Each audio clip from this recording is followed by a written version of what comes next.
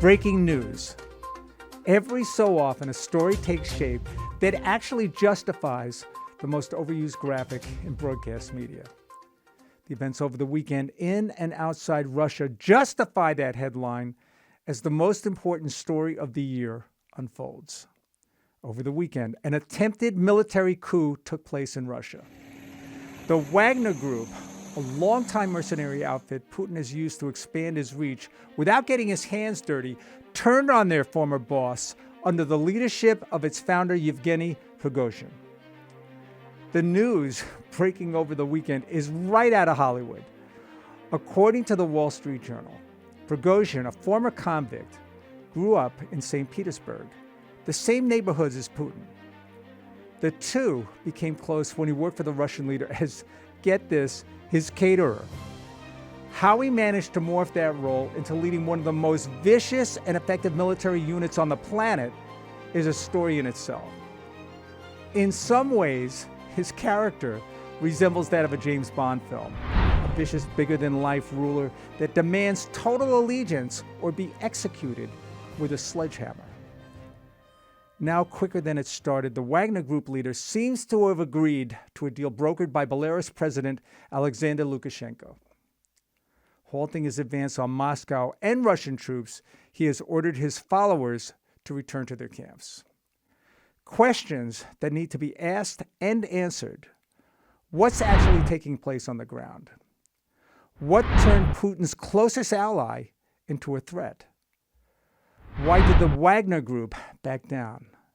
Is this the beginning of a revolution? How will markets respond? And finally, is U.S. leadership up to the task of navigating the geopolitical minefield ahead? Let's find out. Welcome to The Money Runner. I'm David Nelson.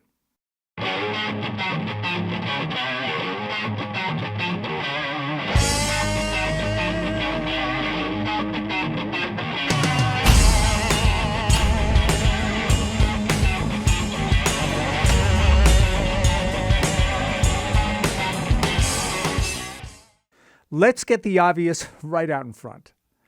The one thing risk assets hate most is uncertainty. And there's nothing more uncertain than a military coup, however short-lived. Investors often have a myopic focus on what drives equity prices. All the usual suspects come into play. The Fed, a dysfunctional Washington, inflation, high rates, valuations, all play a role in both sentiment and price.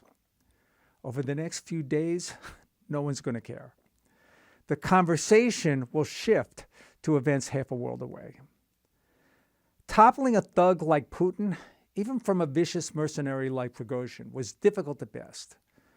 Putin, he's like the Teflon Don, a reference to mafia leader John Gotti. However this story ends, it's clear Putin walks away damaged. The Wall Street Journal reports that Wagner forces Saturday shot down 6 Russian helicopters and an IL-22 airborne command center plane, killing 13 airmen. That's not going to be forgotten. According to Prigozhin, they captured a key Russian military center without firing a shot.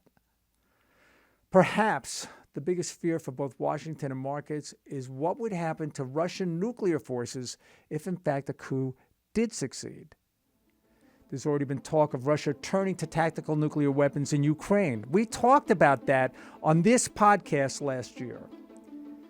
Everyone is scrambling for answers, but one thing is for certain. Even if this coup has failed or the mercenaries have been bought off, it's clear the war in Ukraine has pushed Russia and its people to the brink, and that anything can happen. If the breaking news banners fly again, we could get knee-jerk reactions in stocks, especially given the recent run in equity prices. Nothing forces investors to lock in profits quicker than a military event, even if it's a half a world away. Herein lies the opportunity. Much has been made about a potential bubble in artificial intelligence, with many pointing to the run in stocks as reminiscent of the dot-com bust. First of all, this call is way too early.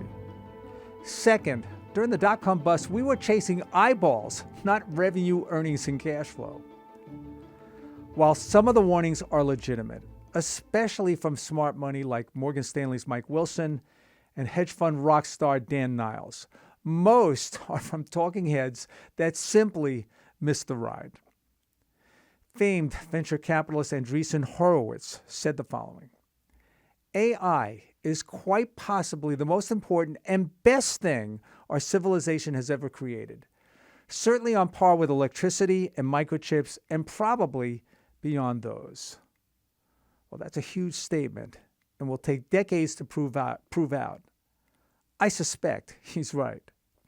In fact, I'll go on record and say that the potential of AI and what it will mean for society is certainly the most important investment theme of my career.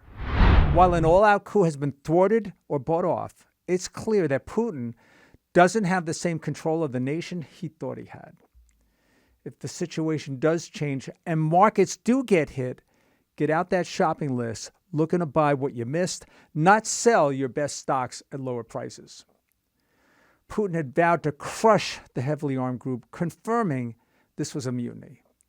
Prigozhin says that the Russian military launched an attack on his troops, forcing them to retaliate. He went on to say that Russian military chiefs lie to Putin and the public.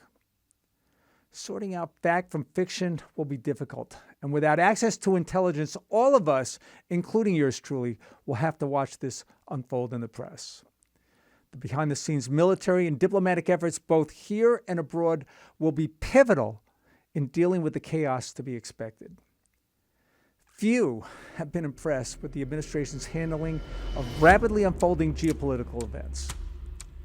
The chaos and unforced errors in Afghanistan, a spy balloon that waltzes across the United States, and a series of diplomatic missteps with our biggest threat, China, doesn't instill a high degree of confidence. We're going to need more of a response from our president than God save the Queen. On Saturday, Abbas Galiyama, former speechwriter for and now a critic of Putin, living outside of Russia, said the following: "Whatever happens now, what we're seeing is historic, and it will have serious consequences for Putin. This feels like the initial phase of a revolution. Be careful what you wish for. When totalitarian governments fall, what comes out the other side can be worse than what you faced going in." All of the above will drive the conversation for days, weeks, and perhaps months to come. Speculation is already raging across Twitter that even a well-equipped, experienced military outfit like the Wagner Group couldn't stage an operation of this undertaking without the help of outside intelligence agencies like the CIA or MI6. A statement like that is just what I said it is: speculation. We don't know what we don't know. What we do know is that the Wagner Group took the city of Rostov to the south of Moscow, and after marching toward the city, Prigozhin and his loyalists aborted their mutiny. At least as of Saturday, Russian authorities were claiming Putin remains in the city. But media outlets reported that flight monitoring equipment showed Russian aircraft normally used to transport leaders as having left Moscow, heading to St. Petersburg. Over the weekend, Ukrainian President Zelensky said Putin is very afraid and probably in hiding. Look, the situation's fluid, and obviously a recorded podcast can't keep up with live news coverage. What I can do is just share some advice for investors and those fearful of what the weeks ahead may bring. More often than not, geopolitical events bring opportunity.